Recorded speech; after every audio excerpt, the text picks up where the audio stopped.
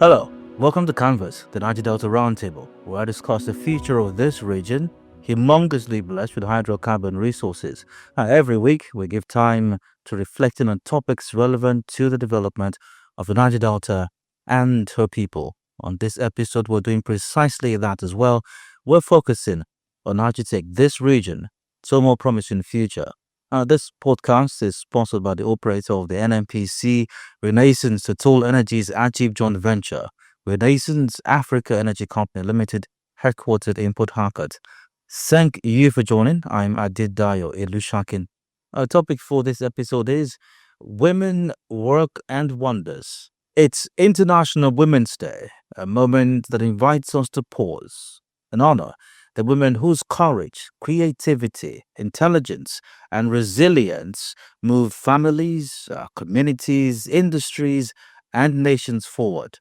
But beyond celebration, International Women's Day is also a reminder of progress. And also that progress doesn't happen by chance.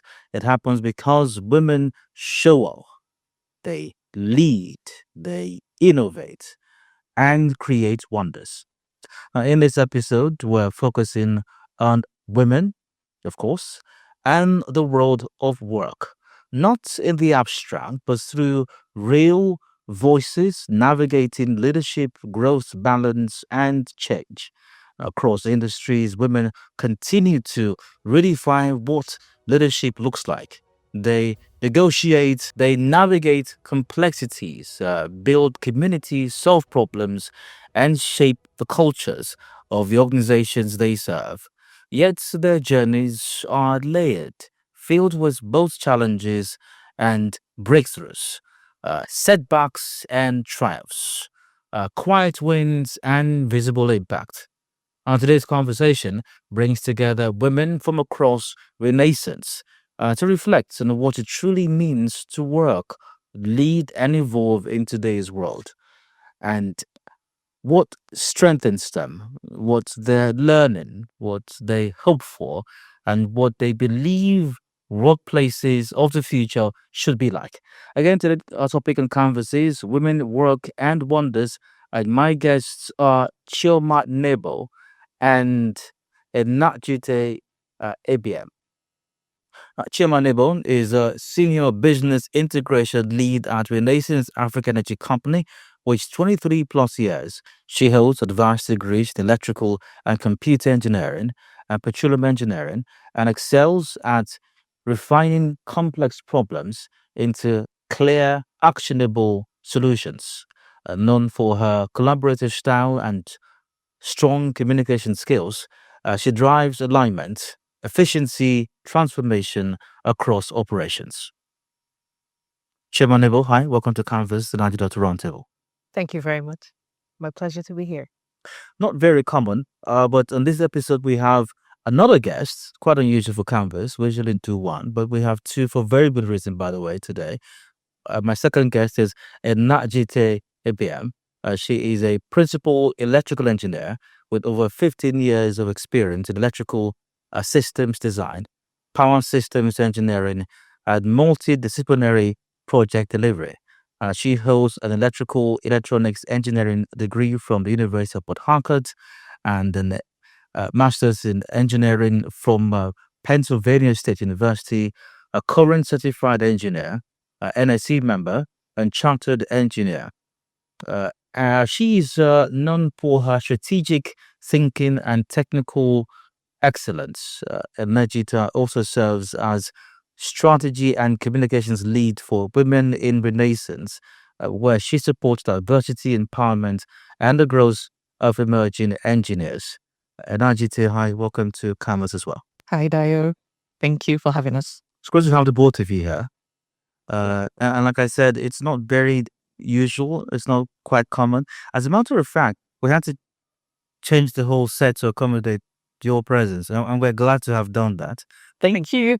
Thank you. Thank you. And might I also start by saying Happy International Women's Day. Thank you, Dio. Thank you. Yeah. It's not the core as to why we're here today, but we're having this conversation. But I think it's also important because it's going on as well. So Renaissance is we're celebrating our first year anniversary. Yep. Incidentally, at this time as well. Indeed. So, what does that feel like for you, for the both of you? I'll start with Jite. Okay, so a lot of excitement. So, a year ago, we were having this transition from SPDC to Renaissance, and I think a lot of us still have that feel when the Shell flag went down and the Renaissance flag came up, and the thought was, what was this new organization going to be? And here we are, 1 year after, and we've done a lot. We probably beat almost just about all expectations and some. So I think it's been fun. It's great to see a year. When you have a baby and you're getting to a year, looking at it start walking and running. And I think we're surpassing that. We're doing very well. Go ahead, Chairman. How about you? What's your experience been like 1 year of Renaissance? It has been fantastic, like Jite just mentioned, right? So the first year, the company message was about receive safely. So we had to still not make too many changes, but right now there's a sense of pride in being able to seamlessly continue activities and operations. And we're doing excellently well. We haven't dropped the ball without the guidance of the big brother Shell. And we are demonstrating that we people bring the value, right? And the people stayed with Renaissance. So Renaissance is doing excellently well. Yeah. Now, when I gave introductions earlier on, for Jite's introduction, I did mention her role in Women in Renaissance. I didn't mention that in your introduction. Must have missed it in preparing for this. However, so I'll ask you a two-pronged question. Women in Renaissance, what is that exactly? And I hear that you function also in Women in Renaissance. What is your role also in that? So Jite is a member of the EXCO for Women in Renaissance. Probably I should let me try take that question. October, yeah. But she is playing the role this year, but I would explain that she's been active in Women in Renaissance all through. So Women in Renaissance basically got inaugurated with the transition to Renaissance. Previously, it was Women in Shell, and it's an organization of over 200. We're close to 300 women who work in Renaissance, and that includes staff, contractors across. So it's a community of females in the organization, and it's strategic to grow that community, to engage and provide mentorship and guidance for women within the organization. And while doing that, we're then able to influence corporate decisions that help us.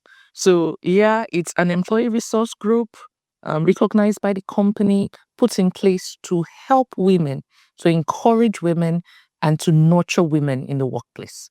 That is Women in Renaissance. My role, which you had mentioned in the intro, is as head of strategy and communications at the moment. Yeah. And this year, for this year's IWD celebration within the company, we have a whole lineup of events. And Chioma has been leading that effort. So just to make the transition for us as to how that. But in terms of activities in Women in Renaissance, how old are we? We're for Women in Renaissance, we're just a year, but like as an entity from Shell, we've been on and Trauma has been heavily involved in that. But yeah, just to add that context, so clarity. Okay, great. Before I go back to Chima, is Women in Renaissance, who are the members? Are you a member by default if you're a woman working in Renaissance? Okay, fair point. So it's not who are the members. All women in Renaissance, basically, you automatically become a member. How you choose to show up and participate remains voluntary, right? So it's not a compulsory membership card you have to carry. Yeah, but the organization is available to you at any point in time when you need it or when you recognize the benefits that it's about. So that's part of what we also do to let ladies know that this group exists to provide that support as we grow in our careers. Okay. So every year, International Women's Day, even I remember I mean, I joined the company at the tail end of SPDC, but I'd learned that over time, International Women's Day offers an opportunity for, as it was back in the day, women ensure to celebrate International Women's Day, and now Women in Renaissance. I hear that you are leading the charge as far as this year's celebrations are concerned and organizing it. Um, so, as far as celebrations are concerned, what have you and your team of organizers put in place, and what's it been like so far celebrating this year's International Women's Day Renaissance style? Renaissance there. All right. So we're very excited about the lineup. And there's so many people working on different parts of it. I'm leading the charge for the D-Day, which is happening on March 10th. We have a keynote speaker from Ibukun Awoshika, Mrs. Ibukun Awoshika. We all know her, and a panel discussion on similar themes about women empowerment and the role women play in society when they're given the opportunity, right? But we had the back to school events that was very fantastic, where a number of ladies, along with the Renaissance Spouse Network 2 and the Renaissance Club Ladies Week, made a visit to a couple of schools in the community, right, to share learning materials, learning resources, creating an impact. Because this is where we live, this is where we work, and so we also Renaissance also wants their impact to be felt in the community, and that was very well received. Almost about 400 children got blessed with something to aid their education. On Monday, we're also having what we call a Big Sister coaching, which is where students, again, from some secondary schools and 2 universities are coming to our office complex where they would receive mentoring and coaching advice, right, from ladies in the workplace. So what it is, starting you all to form your thinking to look out for. And sometimes people do not have anyone who have been able to share these things with them. And so they're able to, take decisions that can affect their lives as a result of these conversations, right? So it's just providing mentorship and sponsorship. And then on Tuesday, we now have the D-Day, what we call the D-Day. And that's when, we have the keynote speech and the panel discussions and really closing of the day with style, the fun celebration, yes, closing out the day with style. So it's really an exciting lineup of programs and it's been wonderful. I'm sure that all of the events are quite fascinating and interesting. And some of the events have kicked off already. There was a debate at some point. And let's leave that. We don't have to go into that. I'm just mentioning. I'm sure the other things that have gone on as well in terms of the celebrations. But I'm particularly excited, particularly so. The one you mentioned about the mentoring, having some students come over to the Big Sister coaching. And I say that because, and I don't mean to sound condescending, let alone misogynistic in any way, but there are peculiarities with our society. And maybe it's not peculiar to ours only anyways, where for some ladies, and I think that's wrong, the ambition is to be the girlfriend to the guy who wants the cup. The high point of your life is to sit next to him. Yes. Why not be the one who owns the car? There you go. Why not be the one who... So the ambition for some others is to befriend or get married to a guy who's an engineer who works in the oil and gas company. Right? But you be the engineer. You be the one working in the oil and gas company. You be the team lead like you guys are. You be the manager. You be that person and let the guy be proud to say, oh, my girl works in the oil and gas company. So you see, people, we operate based on the stereotype that we have either learned or we see around us. Something I was thinking about, if your village people wanted to host, say, the governor, I don't think guys would be called to set up the hosting committee. They would probably find some women who are going to organize the hosting, cooking the food, making sure that, things go well. A guy might still sit there holding the purse strings, right? Disbursing the money, maybe. But they are not the ones making the decisions about the caterers and how things go. Now, if they wanted to go visit the king himself or the governor, they would not be looking for women. They start looking for the men of the village. Mm-hmm. They would not naturally think of including the women in that committee to go visit the governor. But when it's time to host the governor to cook or something like that, so many a time the subtle conditioning that this, we all experience, and depending on your family, makes you not see your self first as the engineer, as the doctor. You keep praying, and I've seen that a couple of times social media, you keep praying to marry a rich husband. And without thinking that you yourself can be the rich person. And so we thank the Lord for the families we came from, right? Where my mom was an engineer. She's actually the first female engineer in Nigeria. So to have that, so you can imagine that. Wait, hold on. You just like said that hold up. You just glossed over that like it was nothing. So that's not nothing. What was that again? Can you repeat that? So my mom of blessed memory, Engineer Mrs. Grace Ezema Ni Ezekoka. She was the first female engineer in Nigeria, studied electrical engineering at ABU. So you're blue blood. Leaves. There were certain type of thinking that were normal for me. And it's when you kind of grow up and mix up that you realize that, oh, this is not normal for everybody, right?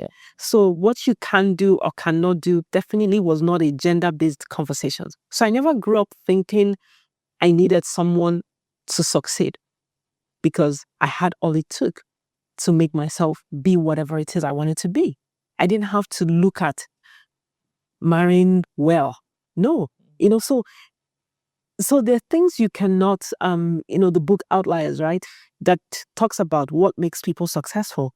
Conditioning without knowing it actually affects your outcome. A quick follow-up to what you just said. How about the argument? And that's not to say that women shouldn't be there when it's time to go see the king. But as far as organizing the event, how about the argument some persons might put up that women are simply better at organizing things? Nothing to do with that. Nothing wrong with that. We didn't say there was anything wrong. We just said it's the stereotype where we've already put people into buckets and we think the lead is closed. So are you We're saying saying that it's okay to put us in the organizing committee, but when it's time to go to the king, we have because to the be there? law, yes, sir. So you don't mind the organizing and arranging the menu and things like that? No. Neither we're naturally gifted in some of these things, and some guys are too. I mean, yeah, I can help a stunt. You can say well also, but we do have male chefs. A lot of people doing great things in all sorts of industries. But the point is, don't limit or restrict to only one thing and say this is the only role that she can play in life. Yes. No, that's the stereotype that we're saying. No, don't be conditioned to that.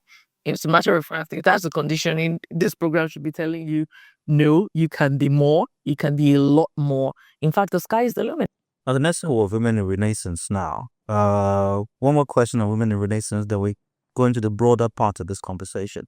What would you say, in your estimation, is the biggest accomplishment of women in Renaissance? What used to be women in Shell, now in Renaissance 1 year into it?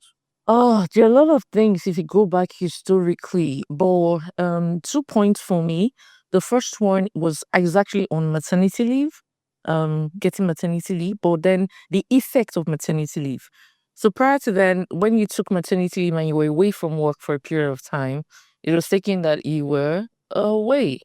But that was for how many months? So whenever you came back, it was impossible to get a performance ranking that even recognized that you showed up at work at all. So being able to transition that. So right now, company policy says you would assess her after she comes back from maternity leave based on the work she delivered for the period she was at work. Because it's a bit unfair to expect someone who was pregnant, carried a baby, went to have a baby, and then you're comparing that to someone who's been at work the entire 12 months of the year. So it won't be a minor first that she part- was away for a while. It shouldn't be a minus to her. So the first part is the leave. I think that got extended from 3 to 4 months. Sorry.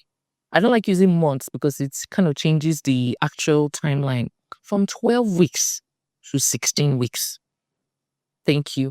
Yeah. And then getting that add-on, because it's still a journey, by the way, but having it in our HR policy that it's not only left to the discretion of the manager to say, I can recognize the work she delivered from January to June before she went on maternity leave and then returned. It's also helped with our careers as well. For me, I think that's one of the big highlights. It used to affect our careers a lot. Mm, All right, great. Yeah. That's good to know. all right. All right. Chima, back to you. International Women's Day. What does it mean to you? So for me, it's a day of reflection and a day of commitment. The journey of women in having their voices heard in society started by women long before us. There was a time, even though it's hard to imagine, when women were not allowed to vote and not allowed to work. And when I hear stories about things happening in Iran, and I'm thinking, is that how it used to be? Where they're not even allowed to school and things like that, things that we take for granted today, right? There were women who paved the way for us. And so it's also a day of, commitment, because we have to keep paving the way for other women. Yesterday at the debate, it was made, one of the topics was, you have to work twice as hard as a man to be considered as capable or as competent. I have 3 daughters. What do I do today to make them not have that burden? To make them be able to just show up and be enough considered and be enough. I like that. And be enough. And not have to work twice as hard, I have learned some, as him, to be considered just okay, right? So it's a day for those conversations to reflect on the journey that we've had. Where we are today is a day of Thanksgiving in a sense, but it's also a day of commitment about what to do next, to make discussions like this a part of, society of every day, such that every person is able to be intentional about the actions and the choices that they make. That's what it means to me. Jitsi, how about you? And put that in context of in this context, how that whilst this offers an opportunity for discussions that we're having now, or as Chima even put it, Thanksgiving. And for some other persons, it also drums up a rivalry of souls. They have come again. These women people, these women and Pam, because they have those conversations are going on simultaneously as well. Yeah, come again. Mm. Oh yes, they've come again. So we'll come again and again and win. They don't want to stay in their lane, in their There's no lane. The world was created. God made us male and female, and He put on us on the earth and asked us to enjoy the earth. So I think, but that's actually the messaging of International Women's Day. The fact that the roles that women play in society is usually not recognized. There's a lot of unseen, unpaid, unrecognized labor from women in our society. We expect things to get done by women. We only recognize when they're not done, when it's not done. And then it becomes the woman is being a problem or is. So I think for me, having this conversation or intentionally discussing International Women's Day helps to challenge these stereotypes, helps to challenge these conversations, helps to show what women do in the society, what women do in the country as a whole, what women do even in the home. So if you take any functional working family, at least within Nigeria, the woman is the homemaker, whether she has a career or not.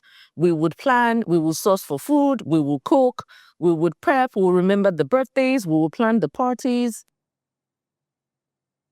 we'll clean. I can keep going on and on, but it's not recognized as work. It's what women do. But you do all that, and especially when you're then a career person, and still show up at work and deliver at work. So I think the conversations, you could say, oh, they have come again. But yes, we have come again. Yes, we want you to recognize the burden, the loads that women carry. And whatever it is we can do as a society, as individuals, to make that burden easier, to make that burden lighter. That's the challenge. That's the call. Let's do it. There are institutional things that we can improve upon. That's why we appeal to all tiers, from the home to our corporate organizations and even the government. At the moment, there's a bill in the House, the Reserved Women Bill, which is yet to be voted upon. Even though all the lawmakers came on TV, I support, but it hasn't happened yet.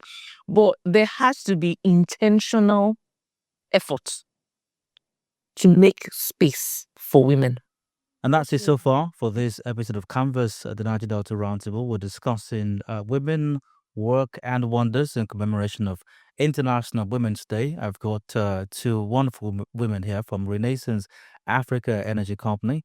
Jita and Chilma are here. We'll go for a break. We'll return shortly. The conversation will continue. Please stay with us.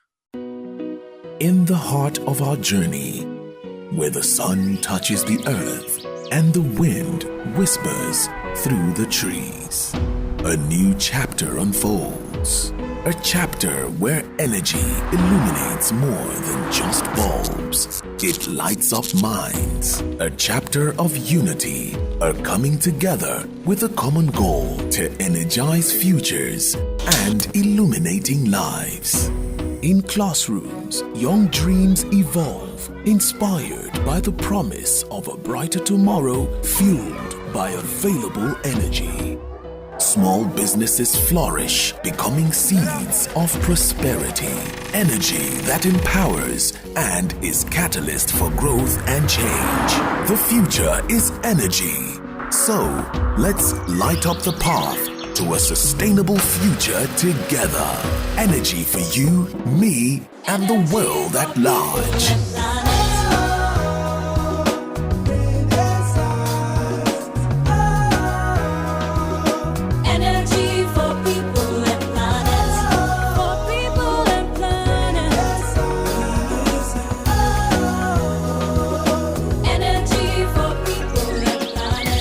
Energy for people and planet. We are Renaissance. Welcome back. Still Canvas in Niger-Delta Roundtable brought to you by Renaissance Women Work Wonders. It's what we're discussing today in commemoration of International Women's Day. I've got women in Renaissance here in the studio as we're having a great discussion, if I may say so myself. Chilma is here. Chilma, great to have you again. Najita is here as well. Jita, great to have you here. Thank you, Dario. Both of them members of Women in Renaissance. I think I started with Jita earlier in the first half of the conversation. I'll start with Chilma this time. How important is it to have community and support for women in the workplace, which I believe Women in Renaissance offers? And whilst other establishments may not have Women in Renaissance for obvious reasons, they're not Renaissance. Support, mentorship, why? Or how important? Okay. So we can never achieve anything good in isolation, right? As Emma was saying, if you want to go fast, you go alone. But if you want to go far, you go in a community. And so Women in Renaissance provides that opportunity for community, for a sense of belonging for many women in Renaissance, especially those who take advantage of the opportunities the network brings. It's an opportunity to show leadership in a space that it may not be titular, but you're able to have an influence. So it's really helped me a lot to have a space where I can contribute and I can feel seen. So yeah, in everything, I think community is definitely important. Jita, some might see it as an attempt at, trying to create an uprising. I'm You not know. rising. Because you feel that you have numbers, so it can cause problem. We don't cause problems. We find solutions. We improve. We develop ourselves. I think community is at the heart of everything. If you look at society, the community is that microcosm that says, "Oh, this is how things are going to be done. This is how it builds." And for women, there's a lot we navigate. Finding a space that you can meet other women who have gone that path before you. And even if they haven't and it is completely new, but, to hear another perspective, a problem shared is half solved. Just being able to get it off your back. Oh, I was thinking about this. I have to make this presentation. I'm working on this project. I am really stumped. And somebody else can say, let's have a look at it together. Oh, but come on. This makes sense. Or look, you get some inspiration, okay, I can then make progress. And I think that's where community really helps. So women do go through a lot of stages in life, and at each stage, being able to find others just like you, sounding like you, with no male, what do we call that? Parents. No, mansplaining, hearing from a fellow woman, it just makes life easier. And I think we learn a whole lot more when we share. We're able to pick up the tips. There's no pressure. There's no, I told you this was how to do it. And it just helps to nurture the woman. So that's the benefit of community for women. Mm. This is very much a deviation, an aside, if you will. The expression, what does mansplaining mean? For the man who is watching right now or listening and has no idea or doesn't want to fall into the pit of mansplaining. It's the I had an experience. Okay, I'm sorry again. I had an experience one time. So you can tell me in your response if I was mansplaining. So I was the lady and we were having a conversation about what is naturally and biologically a female experience, the monthly cycle. And I have 3 sisters. So I grew up in a home with 4 women, only male child. And I had some secondary experience with that, experiencing what they went through and seeing that. So I expressed an opinion, and I was clear to mention I was based off what my 3 sisters and mom had dealt with as a child growing up. An opinion based on, I was not telling her how to feel about her opinion. Okay. Was I mansplaining? And what is mansplaining? Okay, so no dictionary definitions here, but just to give some context. So mansplaining is when a man is explaining how a woman will think or feel about a certain thing when he's a man. So speaking on behalf of women, thinking how women should think or saying how we should think or feel about a certain thing, as in when you're a man and not a woman, that's simply mansplaining. So take anything. If I was going to take that, but that's a biology process. So if you're a doctor now, the doctor won't be mansplaining, right? Because he studied it medically in school. No. But if you then spoke to how she should feel, so a woman is on her monthly cycle and she's experiencing cramps, she's this, and then a guy walks in and says, "But what's your problem? Come on, others are able to go about." Or a woman is pregnant and in that pregnancy she's experiencing serious vomiting, she's weak, and then you say, but other women have given birth before, why are you the one? But every situation is unique. So when you take on that role to explain to a woman how she should feel and react to what she is experiencing, that is mansplaining. At the danger of sounding like I'm defending myself, which I'm not, but I appreciate how that might come off as. I wasn't explaining to her how she should feel.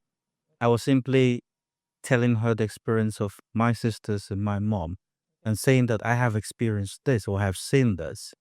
It was no way trying to tell her how to feel. Or So you're probably wearing mansplaining. that was mansplaining. You're mansplaining.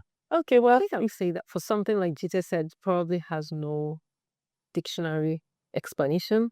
Our interpretations of it, can vary, right? And I'm glad Jita got to do the explaining of what mansplaining is, because I'm not even sure that I should do job. See what it is, right? It's so everything is also about context, and how what you said made her feel. Because it's one thing to say this is what I intended. It's another thing for it to land similarly on her the same way you have intended it. So without being there, we cannot say whether you were right or wrong. The only important thing is, how did what you say make the other person feel, right? Did she feel heard? Did she feel understood? Or did she feel you were trying to tell her how to feel, even though that's what wasn't intended to do? Yeah. We cannot skate to that, right? And I couldn't even define mansplaining right now. So let's just leave that. Let's just stay to how did you make her feel? And that's a relevant question anytime we're having a conversation with someone. The important thing is, how am I making the other person feel with the words that I say? It's not my intention. It's not about my intention, I should say. Chite, Mm. what does corporate Nigeria need to do different to make the workplace experience and environment conducive and inspiring and nurturing for women? Okay, very good question. When you look at the numbers, if you say how many females are getting recruited, we are getting recruited. So I think the bar of quotas or may not really contemplate, but the journey from early career, mid career, to late stage career, where we're not talking leadership, women are falling through those cracks. That pipeline needs to be reviewed to say, how do we support women who join the workforce to stay in the workforce and grow in the workforce? So that's what I think corporate Nigeria needs to look at. Some organizations are already fantastic at it. I know, of course, depending on the size of the organization, it might be easier or harder to do. But being intentional about that career pathway, that career development for the woman that enables her to stay in the workforce and continue to contribute to the company. There are a couple of options that are in there. So, and I've spoken earlier about, maternity leave and then providing it and letting her come back. Some companies are able to provide creche. So your baby is safe and is, in a location where you can reach. Some companies are able to provide some degree of flexi working. It supports the woman. That's early career. Remember that I said we're going to talk early career, mid career, and then you get into the mid range. A lot of things are equally happening there. Being intentional. So we're not asking to get a role where we don't qualify for it, but ensuring that you always consider a balanced table. So if you're going to recruit for middle leadership, look at your bench. How many females are on that bench? And ensure a female is on that bench. If you're looking at an all-male table, then your pipeline into that bench is probably skewed. There's something wrong that has prevented a lady from getting in there. So I would say corporate America needs to look through it from Corporate Nigeria. Corporate Nigeria, sorry, I apologize for that. We're used to, but yeah, corporate Nigeria. So yes, from recruitment, with the numbers that I'm seeing, I think ladies are getting in, but staying in and progressing, we need to treat that pipeline. Chima, Jita's words sound like there is a deliberate attempt to limit that progression, so to speak. And feel free to correct me if I'm wrong, but I don't think she will correct me because I think I'm repeating what I'm reflecting. I will step in, but I would lift you haven't landed the question. Okay. Okay. Now, is that the case? Is there some attempt, okay, maybe deliberate or not, is there some attempt, unwittingly or wittingly, that limits the progression to mid-level or even top-level management in corporate Nigeria, oil and gas industry inclusive, of course? And what should be done to address that? So I think, first of all, you misrepresented what I understand from what she said, right? And the first misrepresentation is that it's not so much of an attempt to limit. I don't think I would like to put in more positive intentions in the people we work with, and they are good people. So there's not an attempt to limit. This is not about Renaissance, by the way. My question was not reflecting. It's corporate Nigeria. Okay. I said the We were people just we work speaking with- to the data. Okay. All right. that what happened was and we will work with people across the industry, and some of them are brothers, are friends, so we know that they are good people. So there's not an intention to limit. However, there's not a focus in providing access, which is where she's talking about, right? Okay. And so the inactivity or the lack of intention, rather I should say, is what can lead to this outcome, because whether we like it or not, there are certain things that create bias. One of them is the affinity bias. Affinity bias to people who are more like you, people who think like you, people talk like you. So if you had to choose players on a field, you will tend naturally, and it's not a crime, to people who were more like you, the things you value, right? And so it's having that first reflect that, then understand that a great team can have people with other skill sets. And so that's where that's the example she has given. So say you start off 50-50 male female, and by the time you're getting to LT, you have 1 out of 40, 10 out of 40. The question is, and I think even as a naturally curious person is, what is it that made these other people not cause the sinner? Was there an exam they failed to pass? Were there questions they couldn't answer? Could I have helped? Did they need extra coaching, which is where the equity comes in? Did they need some other opportunities? Have they even been given the opportunity to lead and to show that they couldn't do it? Because I think many guys, like it was mentioned at the debate, guys are progressed on potential. Women are progressed on demonstrated performance as a team. Why is the bar different for the expectations to move into the next level, right? And so, again, all it is having the intention to look at a first reflection. One example, if you may allow me, in Nigeria, with all our different tribes, a group of people, not even sure where, how, came together and decided that a rotation was what was going to show inclusion in the country, a rotation of the power, right?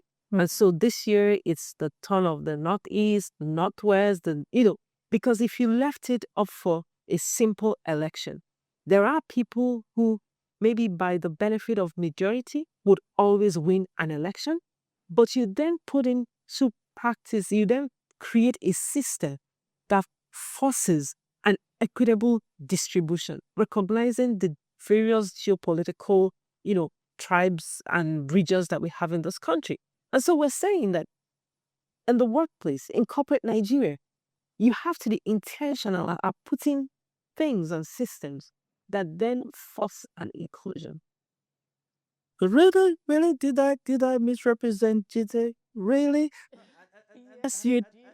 Here's what I meant. So Chima describes what she put together as an affinity bias. Those were your words, right?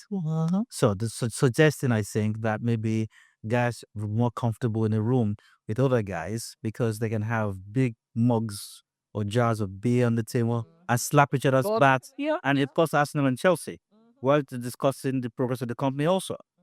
Okay, affinity bias.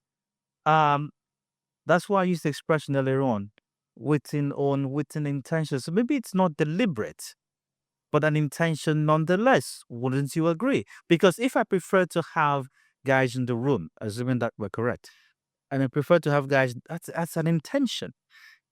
Am I intentionally trying to deprive women in the room? Maybe not.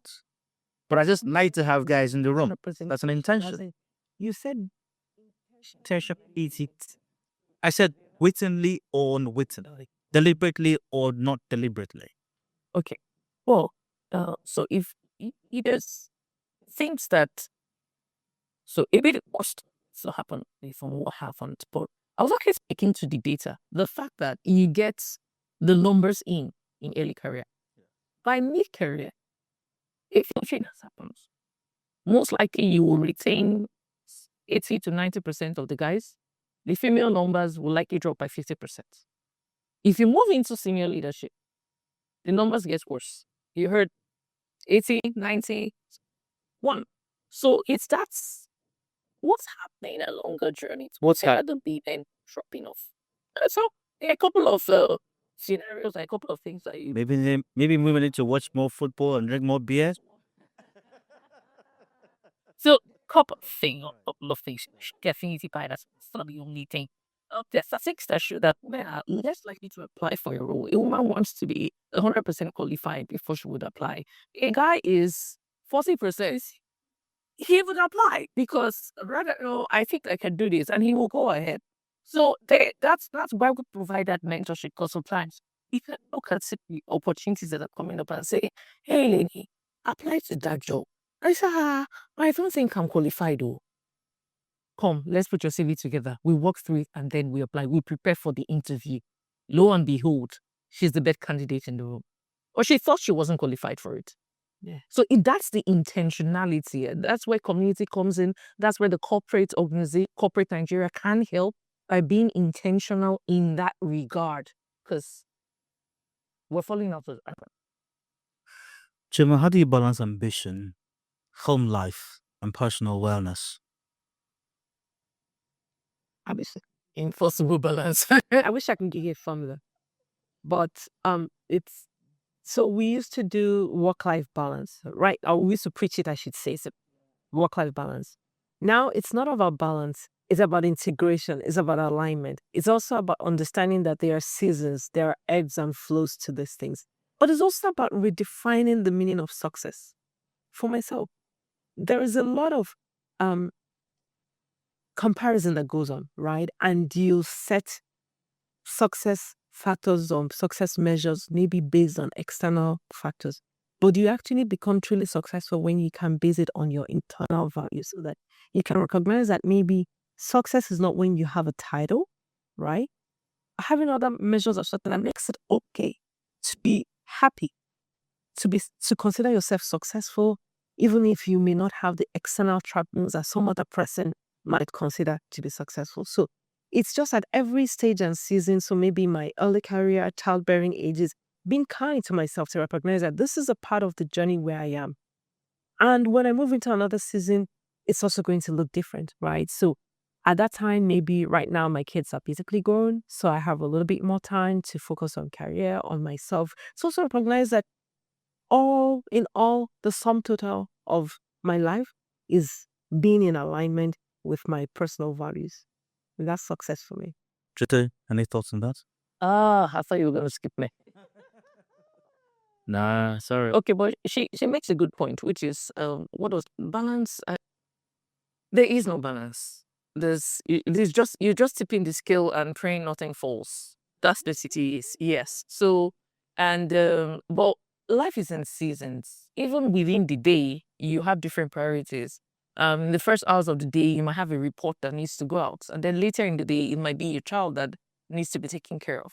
But in all, being able to prioritize that, as in make your priorities. She spoke about the personal values, right? About what it is that is important to you. That's key. You should have that baseline and know that that's it. For finding your joy in every element of your life, you need to find that. I think that's up to every individual. I can't, I have mine, Shama has hers, right? My values, my joy, my interpretation of success is different from Chama's.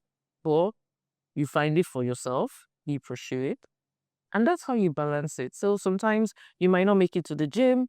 In another period, yeah, you're in the gym every week. Sometimes you may be away from home. At other times, you're going to be there and present with them. So it's a juggling act, yeah, but keeping the values at the baseline of it and always knowing that that's the important thing first of all, and then every other thing rides on top. You see, there's no balance. Shema said something close to that. Not that there's no balance, but she said we're moving from balance to integration. Am I right? So, if there is no balance, and as you say, Jita, it's about finding what makes me happy, what gives me joy. So, if progressing at work is what gives me joy as a woman, can I simply pursue that even though my family life might suffer? An individual, that's a very personal question Yes, it to is. answer. And most women have found themselves answering that question. So you see that reason why we don't leave that middle point? Sometimes this is the reason why. Because your personal values will determine what the answer to that question is.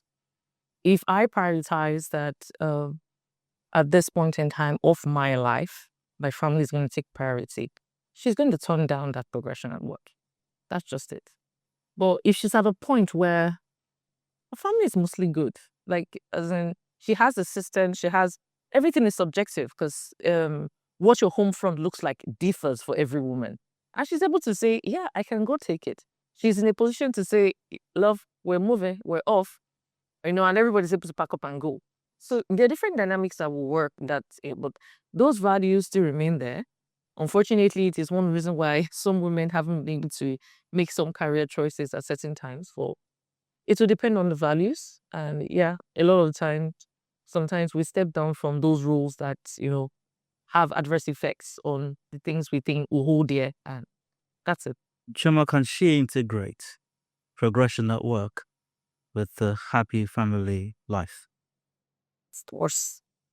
So I'm going to first of all start with my own answer to your question to GT, which is if she decides that progression at work is what matters to her over family life, can she take it? And the answer for me is unequivocally yes. Why? Because it is her life.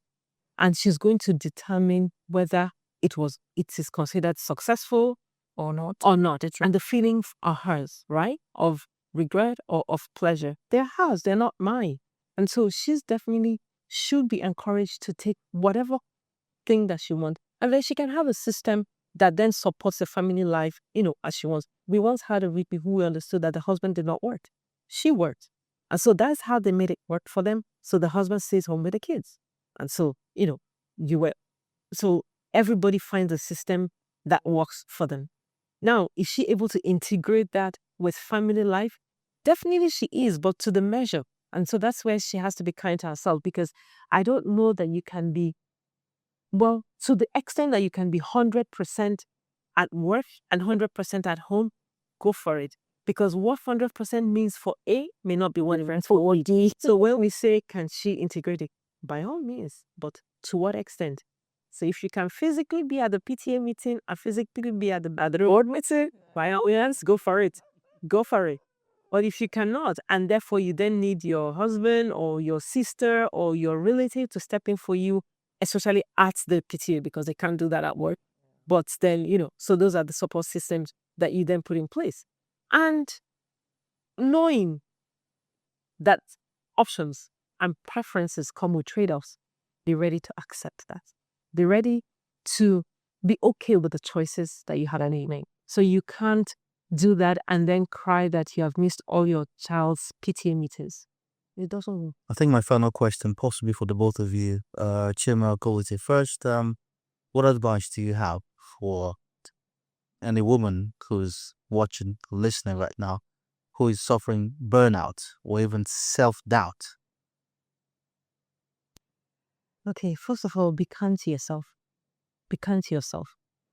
Be sure what you're measuring yourself against. Because sometimes burnout, self-doubt comes from what expectations we have, either expectations that we're trying to meet, what people think about us, how we show up in society.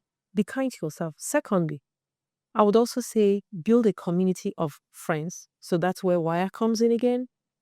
Trusted colleagues, trusted voices that you can speak to, who might be able to encourage you, because sometimes disappointment is when you're just having a head full of doubts, but talking to somebody and they tell you you're showing up even better than you thought, because sometimes we can be our own lost creators. Yeah. So be kind to yourself, have a trusted community of people that you can speak with, but you would also keep, developing yourself, developing competence, because sometimes self-doubt comes from, a fear that, oh, maybe I don't know all of this, but you're confident that in your ability to learn. So you may not know this, and trust that nobody knows everything. But today I do not know this. But give me a week, give me a month, I will know it, right? So having that confidence to be able to speak for yourself, to know that, to trust your ability to learn and to step up to what the occasion requires. Chita? Yeah, so she has my 2 points actually. The first one is to be kind to yourself. It's important, particularly that in whatever phase you are, whether as a homemaker or in the workplace. I think we judge ourselves really harshly, really, really harshly. I don't know who made those, where we built those, and what would you call the framework of what we thought we should achieve at certain point in time. But they're there somewhere in our heads, and we're measuring ourselves against it. So first, be kind, be kind, be kind. Second, your community. Find a community that helps you. Find a community that helps you. See, just being able to chat, to decompress, helps 200%, not just 100, 200. It helps 200%. And challenging those things you think you're not good at, challenging how you think you're showing up, challenging how you think you were performing.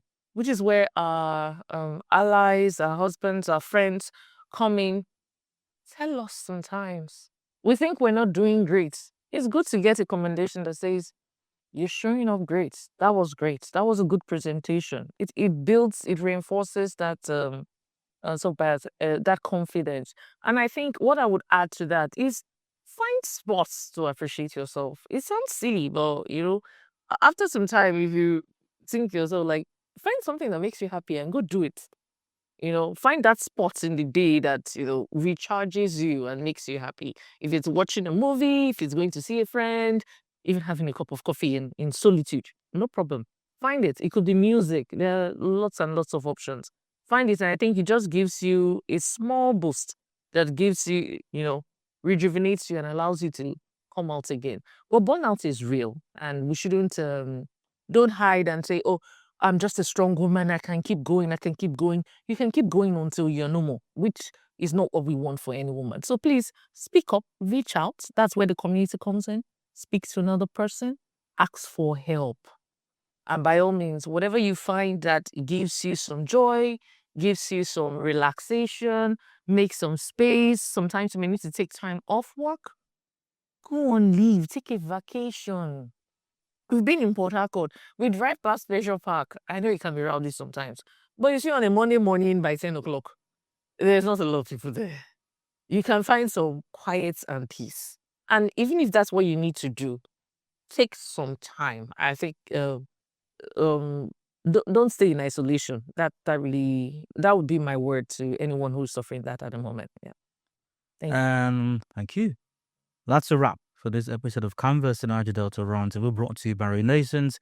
In commemoration of International Women's Day, we've discussed women, work, and wonders. My guests have been wonders themselves, wonderful women, both of them, engineers with Renaissance. JT ABM, thank you for your time. It's been good having you here. Thank you, Dayo. Thanks for having us. Chairman Nebo, it's been a pleasure as well. Thank you. And congratulations to both of you and Women in Renaissance for the great work and community that you're building over there, encouraging, supporting, and mentoring other great women and even future leaders And the students who are going to be seeing you very soon. Thank you for your time. Thank you. All right. Thank you. This is brought to you by Renaissance Africa Energy Company Limited. You can watch and listen to this via the usual social media platforms. And happy International Women's Day once again to all the women out there. I'm Dayo Lushakin, and bye for now.